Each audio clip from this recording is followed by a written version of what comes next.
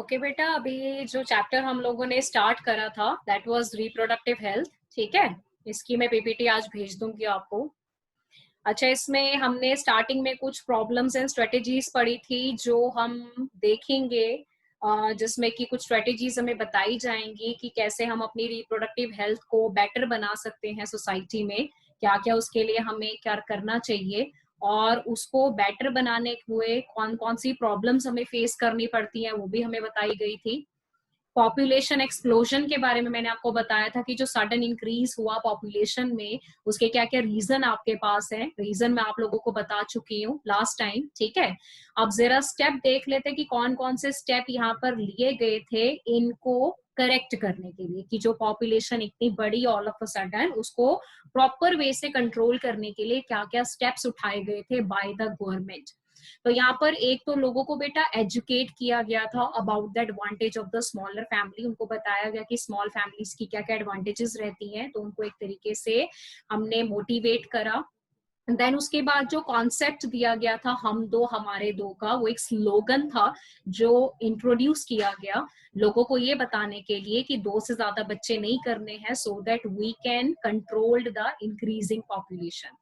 जो marriageable age थी वो डिफाइन करी गई। चाइल्ड मैरिज एक्ट जो लगाया गया, जिसमें कि चाइल्ड मैरिज को बिल्कुल भी प्रेफर नहीं किया जाता है, और मैरिजेबल एज में बताया जाता है कि मेल के केस में 21 ईयर एंड फीमेल के केस में 18 ईयर जो लीगली डिसाइड करी गई, और अगर इससे कम एज में शादी होती है तो उसको इलीगल माना जाता है। क्लियर?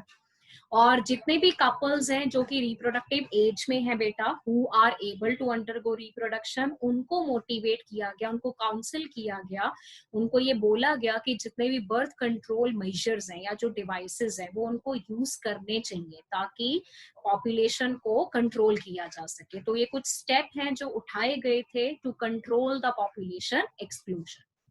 अब इसी के अंदर बेटा जो हम लोगों ने पढ़ना है वो हम लोगों ने पढ़ना है बर्थ कंट्रोल डिवाइसेस के बारे में। तो birth control devices basically are known as the contraceptive devices which are used for controlling the birth, and they are obviously used for the family planning. ठीक है, तो बर्थ कंट्रोल डिवाइसेस यानी कि जो कॉन्ट्रासेप्टिव है बेटा, वो डिफरेंट तरह के मार्केट में अवेलेबल है, लेकिन ये बताया जाता है कि कॉन्ट्रासेप्टिव वही यूज करना चाहिए जो आइडियल कॉन्ट्रासेप्टिव हो। अब कोई भी कॉन्ट्रासेप्टिव बेटा अगर आइडियल माना जाता है तो क्या क्या प्रॉपर्टीज उसके अंदर होनी चाहिए जिसके बेस्ड पे हम उसको आइडियल कॉन्ट्रासेप्टिव बोल सकते हैं। ठीक है, तो सबसे पहली प्रॉपर्टी क्या है? It should be easily usable by the both male and female, and it should be easily available in the market. एक तो पहली बात कहते हैं जो कॉन्ट्रासेप्टिव है वो इजी टू यूज होना चाहिए दोनों सेक्सेस के लिए, वेदर इट इज मेल और फीमेल। एंड दूसरा, it should be easily available in the market, market में अवेलेबल होना चाहिए, अप्रोच में होना चाहिए। ठीक है, it should be easily removable, जैसे उसको यूज करते हैं उतना इजी उसको रिमूव करना भी रहे। It should not have any side effect, इसका कोई साइड इफेक्ट नहीं होना चाहिए। ठीक है, यानी कि पर्सन की जो सेक्सुअल डिजायर है या जो पर्सन का सेक्सुअल एक्ट है बेटा, उसमें ये किसी भी तरह का कोई भी इंटरफेरेंस ना क्रिएट करे। दैट मीन्स इसका कोई साइड इफेक्ट भी नहीं होना चाहिए, हेल्थ के ऊपर भी और सेक्सुअल डिजायर या सेक्सुअल एक्ट के ऊपर। ठीक है, it should be inexpensive and cost effective, cheap होना चाहिए ताकि हर तरीके का जो इंसान है वो उसको अफोर्ड कर सके। It should be effective for preventing the STD, इसका एक और बेनिफिट होना चाहिए कि somehow it should prevent the STDs which are sexually transmitted disease.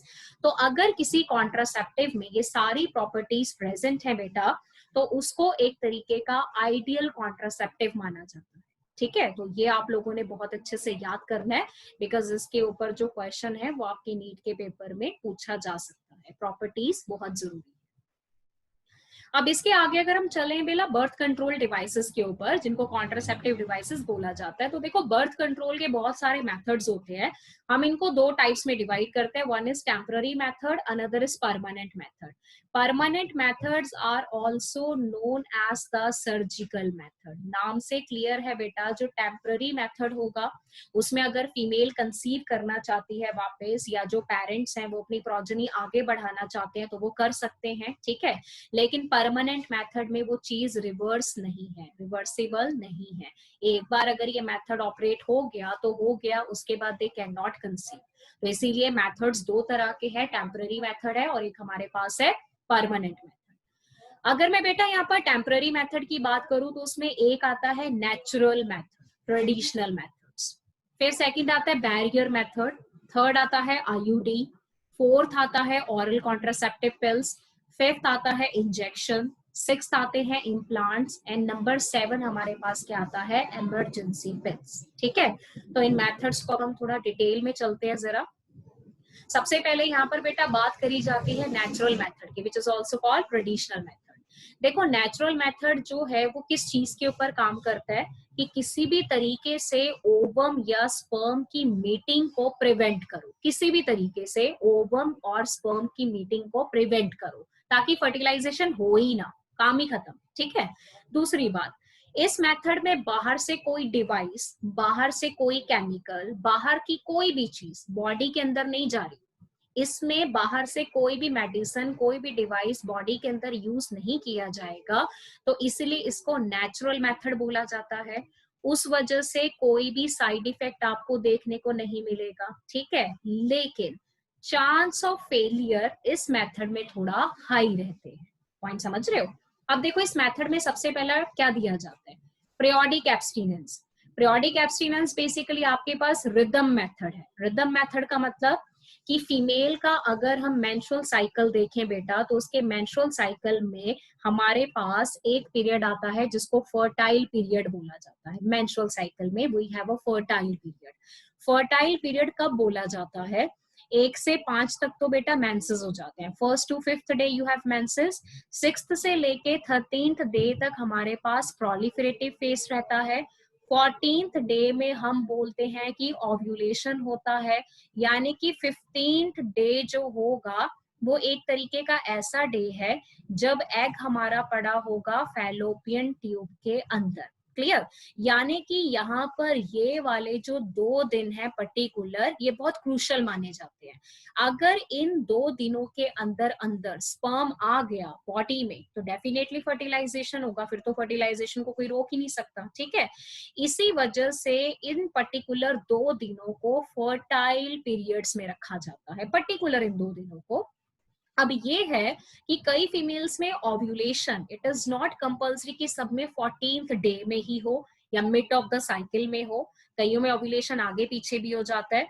तो उस हिसाब से जो डॉक्टर्स है वो मैरिड कपल को रिकमेंड करते हैं कि जो मेंस्ट्रुअल साइकिल का 10 से लेके 17th डे है, 10th से लेके 17th डे यानी कि प्रोलिफरेटिव फेज का मिड और ओव्यूलेशन का 1-2 दिन आगे लेके चलो, 10 से लेके 17th डे जो है मेंस्ट्रुअल साइकिल का, उसमें coitus, coitus means sexual intercourse, it should be avoided. Sexual intercourse particular इस टाइम पे अवॉइड करना चाहिए, तभी जाके फर्टिलाइजेशन के चांसेस क्या होंगे, निल होंगे, यानी कि there will be no chance of pregnancy. ठीक है, तो ये हमारे पास जो मेथड है इसको क्या बोला जाता है, पीरियोडिक एब्स्टिनेंस, या फिर some time it is called rhythm method because it depend upon the menstrual cycle of the female. ठीक है, अब उसके बाद अगर हम बात करें बेटा नेक्स्ट मेथड की यहाँ पर, तो नेक्स्ट मेथड हमारे पास आता है विड्रॉल मेथड। कौन सा मेथड है हमारे पास यहाँ पर, विड्रॉल मेथड। ठीक है, अब अगर हम विड्रॉल मेथड की यहाँ पर बात करें तो विड्रॉल मेथड में हमारे पास क्या होगा, विड्रॉल मेथड में बेटा 2 चीजें आती हैं आपके पास। देखो, एक तो क्या है कि इसको क्वाइटस इंटरप्टस भी बोला जाता है, क्वाइटस इंटरप्टस। क्वाइटस मतलब समझे, सेक्सुअल इंटरकोर्स। इंटरप्टस का मतलब क्या है, इंटरप्ट होना, किसी चीज का रुकना। ठीक है, तो क्वाइटस इंटरप्टस या विड्रॉल मेथड में बताया जाता है कि just before ejaculation, just before ejaculation जो मेल पार्टनर है बेटा वो पेनिस को विड्रॉ कर लेगा, बाहर निकाल लेगा फ्रॉम द वेजाइना, ताकि जो सिक्रेशन है वो वेजाइना से बाहर रिलीज हो, वेजाइना के अंदर ना हो। तो इससे क्या होगा, चांस ऑफ फर्टिलाइजेशन 0 हो जाएंगे। तो इस मेथड को क्या नाम दिया जाता है, विड्रॉल, और it is called coitus interrupts.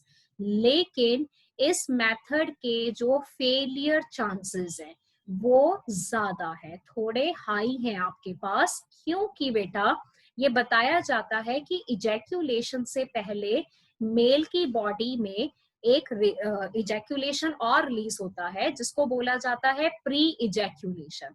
It is released just before the ejaculation.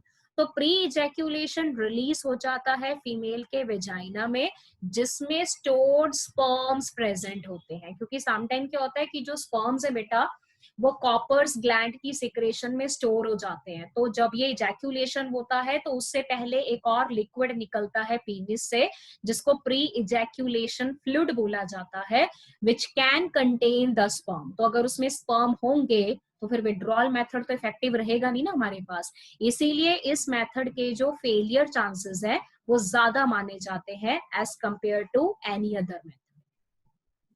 फिर आपके पास आता है बेटा lactational amenorrhea. Lactational amenorrhea it is also called LAM. LAM में देखो लैक्टेशनल का मतलब होता है जब मदर अपने बच्चे को फीड करवाती है. एमिनोरिया का मतलब होता है एब्सेंस ऑफ मेंसेस. यानी कि ज्यादातर केसेस में ये देखा गया है कि जब मदर अपने बच्चे को फीड करवाती है, जब हैवी ब्रेस्ट फीडिंग चलती है आफ्टर द चाइल्ड बर्थ, तो उस टाइम पे मदर की बॉडी में जीएनआरएच का सिक्रेशन होता है बहुत ही कम, सप्रेस्ड हो जाता है. जीएनआरएच का मतलब होता है एलएच एंड एफएसएच. तो इनका सिक्रेशन क्या है, बहुत ही कम. तो अगर इनका सिक्रेशन कम होगा बेटा तो ऑब्वियसली ओवरी के अंदर फॉलिकल्स की जो डेवलपमेंट है वो आपके पास नहीं हो पाएगी. और अगर फॉलिकल्स नहीं बनेंगी तो ऑब्वियसली ओव्यूलेशन भी नहीं हो पाएगा. यानी कि मेंसेस उस केस में क्या होंगे, एब्सेंट होंगे. अब ये बताते हैं कि फीमेल अगर इस पीरियड में कांटेक्ट करती हैं, सेक्सुअल कांटेक्ट करती हैं मेल को, और अगर इजैक्यूलेशन हो भी जाता है तो इससे कोई फर्क नहीं पड़ेगा, there will be no fertilization, क्योंकि एग तो उसके पास है ही नहीं. ठीक है. लेकिन इस मेथड का एक ड्रॉबैक है बेटा. ड्रॉबैक ये है कि इट इज नॉट कंपल्सरी कि सभी फीमेल में ड्यूरिंग लैक्टेशन मेंसेस जो है वो एब्सेंट हो. कई फीमेल्स में मेंसेस चलते रहते हैं लैक्टेशन के साथ साथ भी, तो वो फीमेल ये मेथड यूज नहीं कर सकती. पहली बात तो ये. दूसरी बात, इस मेथड में जब तक लैक्टेशन होगा तब तक मेंसेस नहीं होंगे ऐसा बोला जाता है. ठीक है. तो इस मेथड का जो ड्यूरेशन है वो मैक्सिमम 6 महीने तक आपको देखने को मिलता है. मतलब जब बच्चे का बर्थ होता है तो उसके बाद जो पहले 6 महीने हैं उसमें इंटेंस ब्रेस्ट फीडिंग होती है बहुत ज्यादा. तो उसी टाइम पीरियड में मेंसेस एब्सेंट होंगे. तो इस मेथड को फीमेल मतलब अप्रोक्सीमेटली ज्यादा से ज्यादा 6 महीने के लिए यूज कर सकती है. लेकिन 6 महीने बाद तो मेंसेस स्टार्ट हो जाएंगे ना. तो जब मेंसेस स्टार्ट हो जाएंगे तब फीमेल इस मेथड के ऊपर डिपेंड नहीं रह सकती. तो ये इसका एक तरीके का ड्रॉबैक माना जाता है. तो ये जो बेटा तीनों मेथड है आपके पास कौन कौन से हैं, that is periodic abstinence, withdrawal method, lactational amenorrhoea. ये तीनों किसके अंदर आते हैं, नेचुरल. क्योंकि बाहर से कोई चीज बॉडी के अंदर गई नहीं, बॉडी के नेचुरल साइकिल के अकॉर्डिंग हमने अपने कॉन्सेप्शन यानी कि प्रेगनेंसी को रोक के रखा है. ठीक है. तो ये आ जाते हैं birth control methods which comes under the natural. अब नेचुरल के बाद जो बेटा सेकंड इसमें आता है वो बैरियर मेथड है. बैरियर तो देखो नाम से क्लियर है, बैरियर में ओवम और स्पर्म के बीच में एक बैरियर बनाना पड़ेगा. बैरियर, वो बैरियर क्या करता है, स्पर्म और ओवम की मीटिंग को रोक देता है. मीटिंग रुकेगी तो फर्टिलाइजेशन नहीं होगा. तो there should be some kind of the barrier which prevent the physical meeting of the sperm and ovum. ठीक है. that is why the method is called barrier method. तो ये वाले जो मेथड है बेटा ये मेल फीमेल दोनों के केस में आपको मिलते हैं. तो सबसे पहला हमारे पास इसमें आता है कॉन्डम. कॉन्डम जो है वो एक डिवाइस है जो बैरियर का काम करता है, जो समहाउ एग और स्पर्म की मीटिंग को क्या करेगा, प्रिवेंट करेगा. ठीक है. अब ये जो बैरियर है बेटा ये किसका बना होता है, this barrier is made up of रबड़ या फिर लेटेक्स. किसका बना होता है, रबड़ या फिर लेटेक्स का बना होता है. क्लियर. तो थोड़ा फ्लेक्सिबल होता है, आपको पता ही है रबड़ या लेटेक्स का बना है तो क्वाइट फ्लेक्सिबल होगा। And this condom is use to cover the penis in case of male. Male के केस में जो कॉन्डोम यूज होते हैं ना बेटा, वो रबड़ या लेटेक्स के बने होते हैं, तो उनसे क्या होता है कि पेनिस को कवर किया जाता है ताकि जिस टाइम पे एजैक्यूलेशन हो तो एजैक्यूलेशन में जो सीमेन रिलीज हुआ वो कॉन्डोम के अंदर ही रह जाए और वो फीमेल के वेजाइना में एंटर ना हो। तो that is a kind of barrier method. Same type of condom female के केस में भी यूज होते हैं। फीमेल के केस में भी कॉन्डम्स होते हैं जो उनकी वेजाइना या सर्विक्स को कवर करने के लिए यूज किए जाते हैं, ताकि अगर मेल बिना किसी प्रिकॉशन के सीमेन उनके बॉडी में रिलीज भी करते तो सीमेन या तो वेजाइना को क्रॉस नहीं कर पाएगा या फिर सर्विक्स को क्रॉस नहीं कर पाएगा। तो दोनों ही केसेस में there will be no chance of fertilization. ठीक है। मेल के केस में जो फेमस ब्रांड है बेटा कॉन्डम का वो निरोध है। नीट के पेपर में इसका क्वेश्चन जरूर पूछा जा सकता है। This is very very important. Nirodh is the most popular brand of condom which is used in case of male. ठीक है। और कॉन्डम का देखो एक और फायदा रहता है, ये प्रोटेक्शन तो देगा, मतलब कॉन्सेप्शन नहीं होने देगा, प्रेगनेंसी नहीं होने देगा, इसके अलावा जो यूजर है, जो इसको यूज करते हैं, उनको प्रोटेक्शन मिलता है from the STDs like AIDS. ठीक है।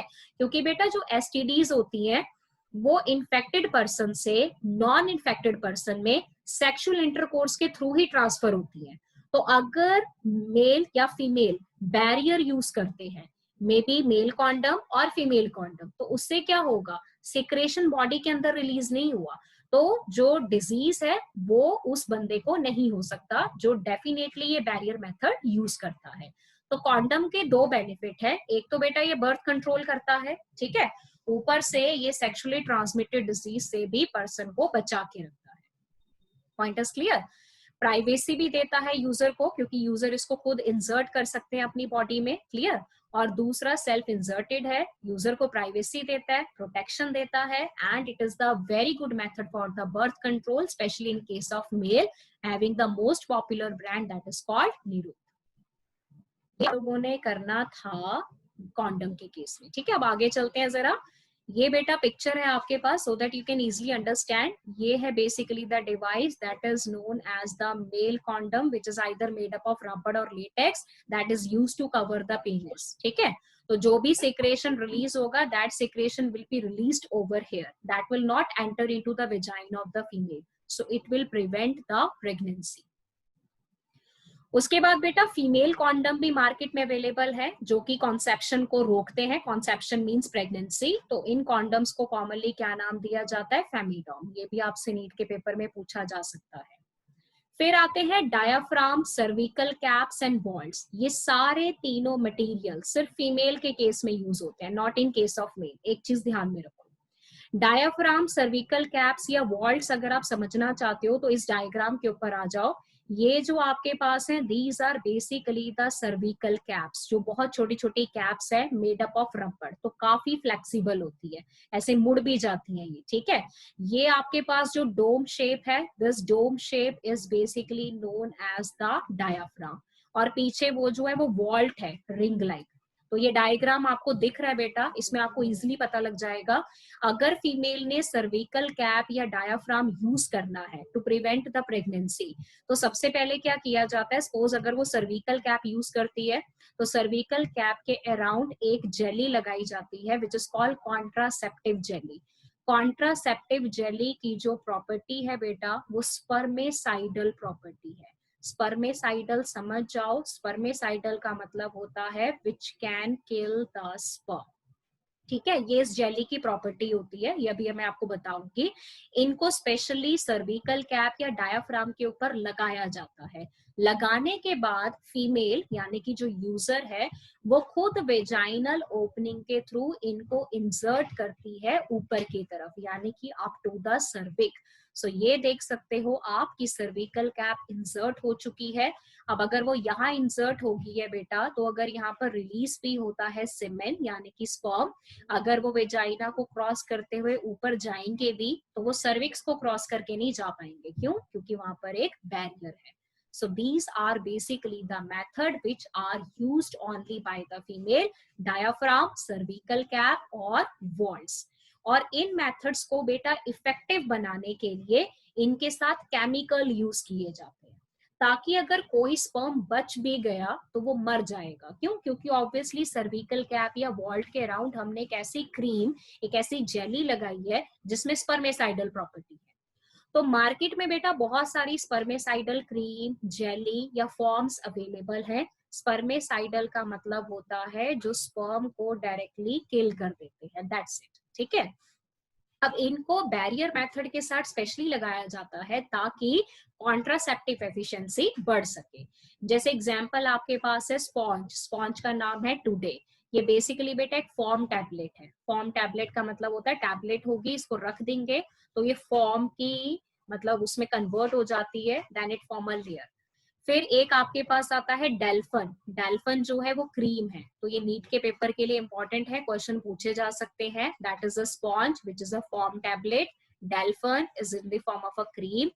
चाहे आप टैबलेट ले लो, चाहे आप क्रीम ले लो, चाहे जेली ले लो, सब में क्या प्रेजेंट होता है? स्पर्मेसाइड्स विच किल द स्पर्म। कौन कौन से? Lactic acid, boric acid, citric acid, potassium permanganate etcetera, they actually kill the sperm.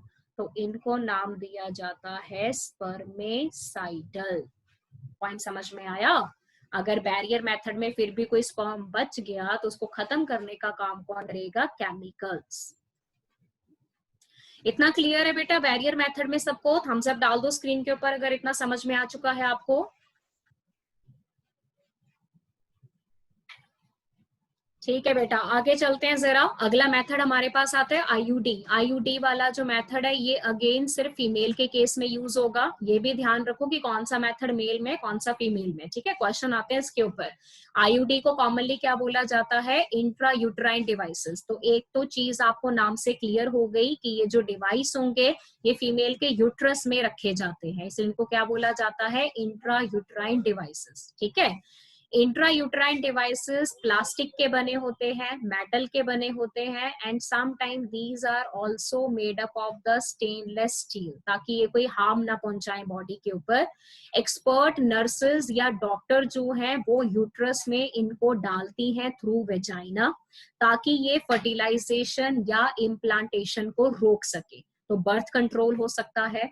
And एक और चीज जो आपसे पूछी जा सकती है नीट के पेपर में, वो है आपके पास ये कि इंडिया कंट्री में जो फीमेल्स हैं वो सबसे कॉमन एक्सेप्टेड मेथड कौन सा यूज करती हैं for birth control? Then it is the IUD which is the most accepted method used by the female in India. ये नीट में पूछा जाता है आपसे। ठीक है, अब ये जो इंट्रा यूट्राइन डिवाइसेस हैं बेटा, ये मार्केट में हर तरह के अवेलेबल है। इनकी बेसिक हमारे पास 3 कैटेगरीज आती हैं। फर्स्ट है नॉन मेडिकेटेड आईयूडी, सेकंड है कॉपर रिलीजिंग आईयूडी, थर्ड हमारे पास आता है हार्मोन रिलीजिंग आईयूडी। क्लियर? दूसरी बात अगर हम यहाँ पर करें, मैं क्वेश्चन के आंसर बेटा लास्ट में करती हूँ, भी पहले समझा देती हूँ, आप डाल दो चैट बॉक्स में क्वेश्चन।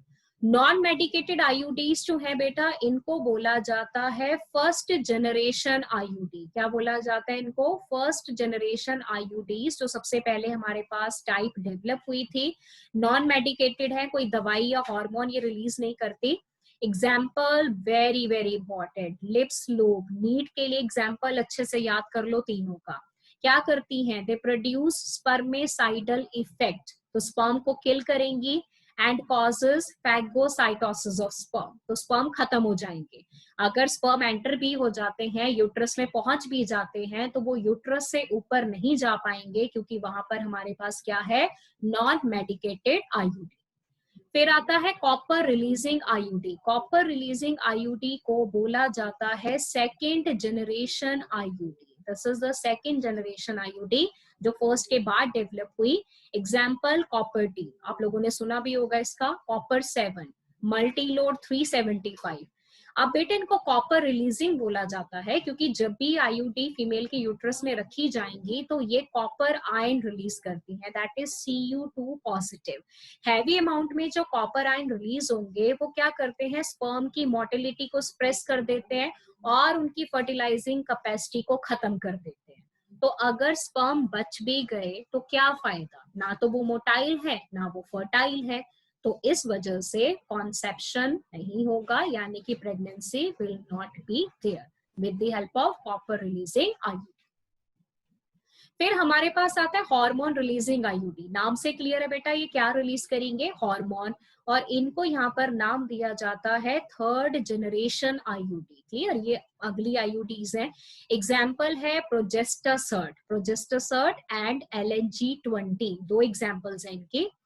अगर इनको बेटा डाला जाता है यूट्रस में तो ये क्या करते हैं, सर्विक्स को हॉस्टाइल बना देते हैं स्पर्म्स के लिए, यानी कि स्पर्म जैसे ही सर्विक्स में आएंगे खत्म हो जाएंगे, फैगोसाइटोस हो जाएंगे। यूट्रस को अनस्यूटेबल बना देते हैं, वो इम्प्लांटेशन को सपोर्ट ही नहीं करेगा, because they change endometrium, they somehow change the endometrium, so endometrium will not support the implantation. इसके अलावा वो एग की मूवमेंट करवा देते हैं, एग की मूवमेंट जल्दी, फैलोपियन ट्यूब से यूट्रस, यूट्रस से खत्म। जैसे ही एग फटाफट से फैलोपियन ट्यूब से निकल के यूट्रस में आ जाएगा बेटा, तो फर्टिलाइज थोड़ी हो पाएगा। फर्टिलाइजेशन तो आपको पता है ना, फैलोपियन ट्यूब में होती है, एम्पुला में। तो वो एम्पुला में पड़ा है, लेकिन उसकी मूवमेंट इन्होंने जल्दी करवा दी, फैलोपियन ट्यूब से निकाल के उसको यूट्रस में ले आए, यूट्रस में तो वो खत्म हो जाएगा। तो anyhow they prevent fertilization और दे प्रिवेंट इम्प्लांटेशन। कौन, hormone releasing IUDs which are the third generation IUD. IUD का जो बेटा वैलिडिटी रहता है वो 5 साल का रहता है, मतलब एक बार लगवा के अगले 5 साल तक फीमेल को बर्थ कंट्रोल आराम से हो जाता है। और अगर फीमेल आगे इसको कंटिन्यू करना चाहती है तो आफ्टर 5 ईयर इनको रिप्लेस करवा लिया जाता है नई आईयूडी से, क्योंकि इतना इनका लाइफ टाइम है।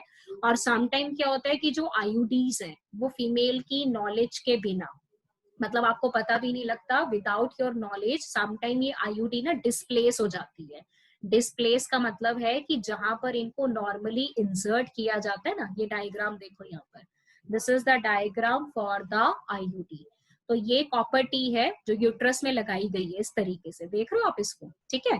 अब ये इस तरीके से लगी है तो समटाइम बेटा ये डिस्प्लेस हो जाती है, डिस्प्लेस मतलब नॉर्मल पोजीशन से निकल जाती है। तो उसकी वजह से क्या होता है कि समटाइम ब्लड लॉस भी हो जाता है बॉडी के अंदर, ठीक है। और पर्सन एनीमिक भी हो सकता है क्योंकि एक्सेसिव ब्लड लॉस है, दर्द भी रहता है, इन्फ्लेमेशन भी रहती है। तो ऐसी बात नहीं है कि आईयूडी के कोई साइड इफेक्ट नहीं है, साइड इफेक्ट है इसके।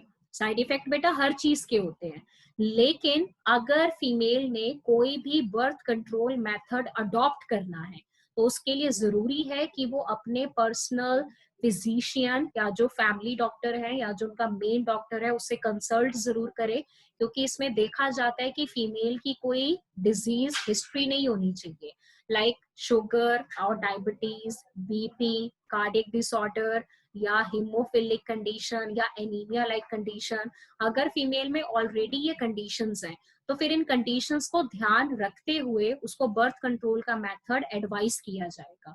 तो ये बोला जाता है कि खुद डिसाइड करने से बेटर है कि you should ask the doctor अगर आपको कोई डिजीज है ऑलरेडी तो। If there is no disease then you can adopt any kind of the method.